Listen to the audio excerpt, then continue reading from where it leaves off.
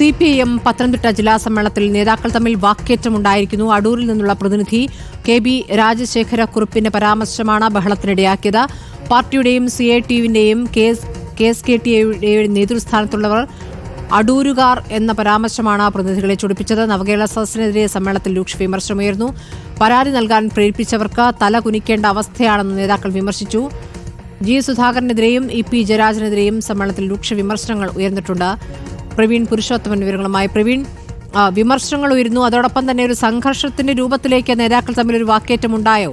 അങ്ങനെയെങ്കിൽ എന്താണ് വിഷയം?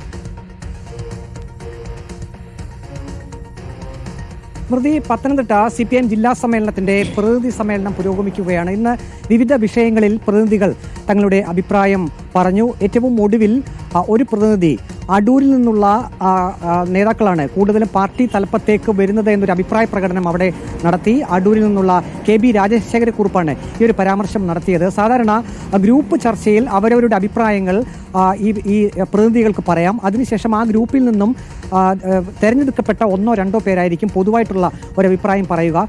പക്ഷേ ഈ രാജശേഖരക്കുറുപ്പ് പൊതുവായി പറഞ്ഞ അഭിപ്രായം ആ ഗ്രൂപ്പ് ചർച്ചയിൽ പറഞ്ഞില്ല. അങ്ങനെ ഒരു അഭിപ്രായ പ്രകടനം അവിടെ ഉയർന്നിരുന്നില്ല എന്ന് മറ്റ് അംഗങ്ങൾ എതിർത്തതോടെയാണ് ഇത് വലിയ വാക്കേറ്റത്തിലേക്ക് പോയത്. പിന്നീട് മുതിർന്ന നേതാക്കൾ ഇടപെട്ടാണ് ഈ അംഗങ്ങളെ ശാന്തരാക്കിയത്. KSKTUവിൻ്റെയും ഒപ്പം തന്നെ CITUവിൻ്റെയും നേതാക്കളൊക്കെ വളർന്നു വരുന്നത് അടൂരിൽ നിന്നാണ് എന്നായിരുന്നു. അടൂരിൽ നിന്ന് തന്നെയുള്ള ഈ രാജശേഖരക്കുറുപ്പിൻ്റെ ഒരു പരാമർശം കേഡർമാരെ വാർത്തെടുക്കുന്നതിൽ അടൂരിന് നിർണായക പങ്കുണ്ടെന്നൊരു പരാമർശം കൂടി അദ്ദേഹം നടത്തി.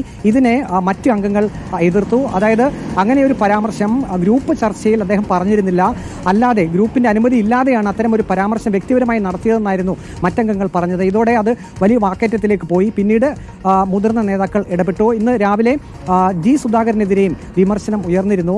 മന്ത്രിയും MLAയും ഒക്കെ ആയ ശേഷം ഇപ്പോൾ അദ്ദേഹം വിശ്രമ ജീവിതത്തിലാണ്. ഈ സമയത്ത് പാർട്ടിക്ക് യോജിക്കാത്ത ചില അഭിപ്രായ പ്രകടനങ്ങൾ അദ്ദേഹം വ്യക്തിപരമായി നടത്തുന്നു. ഇതിനെ പാർട്ടി നേതൃത്വം കർശനമായി നിയന്ത്രിക്കണമെന്നൊരു അഭിപ്രായം കൂടി ഈ പ്രതിനിധി സമ്മേളനത്തിൽ അഭിപ്രായം ഉയർന്നു. ഒപ്പം തന്നെ നവമാധ്യമങ്ങളിൽ പാർട്ടി അണികൾ അനാവശ്യമായിട്ടുള്ള പരാമർശങ്ങൾ നടത്തുന്നു. അത് പാർട്ടിക്ക് ക്ഷീണമാണ്. ഇതും സംസ്ഥാന നേതൃത്വം ഇടപെട്ട് വിലക്കണമെന്നൊരു അഭിപ്രായം കൂടി ഉയർന്നിട്ടുണ്ട്. പത്തനംതിട്ട ജില്ലാ നേതൃത്വത്തിനെതിരെയും ഈ പ്രതിനിധി സമ്മേളനത്തിൽ വിമർശനം ഉയർന്നു. താഴെത്തട്ടിലുള്ളവരെ പരിഗണിക്കുന്നില്ല, പരാതികൾക്ക് പെട്ടെന്ന് തീർപ്പാക്കാൻ ജില്ലാ നേതൃത്വത്തിന് കഴിയുന്നില്ല തുടങ്ങിയ വിമർശനങ്ങളാണ് പാർട്ടി ജില്ലാ നേതൃത്വത്തിനെതിരെ ഉയർന്നത്. അതേസമയം നവകേരള സദസ്സിനെതിരെയും വിമർശനം ഉയർന്നു.